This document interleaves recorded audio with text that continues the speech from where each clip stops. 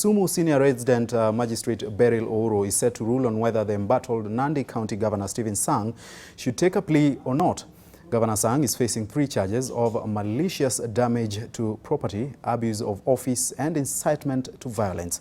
He was arrested on Monday and spent the night in police cells in Kisumu. He was arraigned this morning but could not take a plea after his lawyers asked the court to respect a stay order issued by the Eldoret High Court stopping his arrest and prosecution. Our reporter Uko Kusa followed the proceeding and gives us the details now. Uko?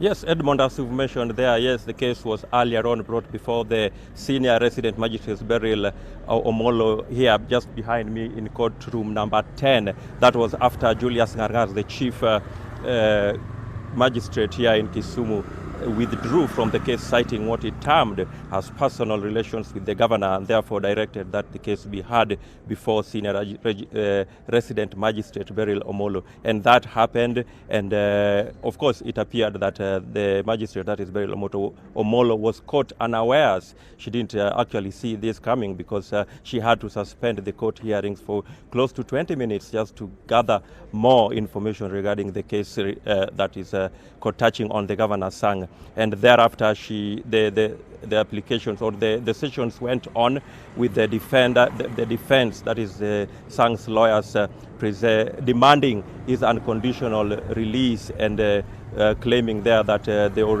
they successfully obtained a court order barring the office of the director of public prosecution, the Inspector General of Police, the DCI and the Attorney General Office against arresting and prosecuting the governor.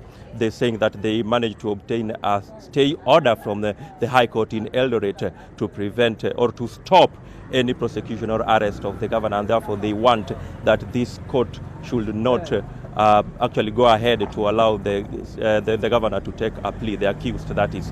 And so, but on the other hand, the prosecution, that is the state, claiming there that the governor the case actually should go on and the governor should take a plea. The governor is facing, according to the prosecution, 3 charges, one being malicious damage to property, another one is abuse of office, and of course incitement to violence. That is what the prosecution is saying, and therefore they are demanding that this case should go on despite the stay order that the defense lawyers claim to have obtained from the High Court in Eldoret. And so that is what the resident magistrate, that is Beryl Omollo, will be determining at 3 p.m. That is the date she gave us. So we'll be here at 3 p.m. to find out whether the governor will actually take a plea and what will transpire thereafter. Actually, the prosecution there also tried to suggest that the governor should not be granted any sort of bail or bond,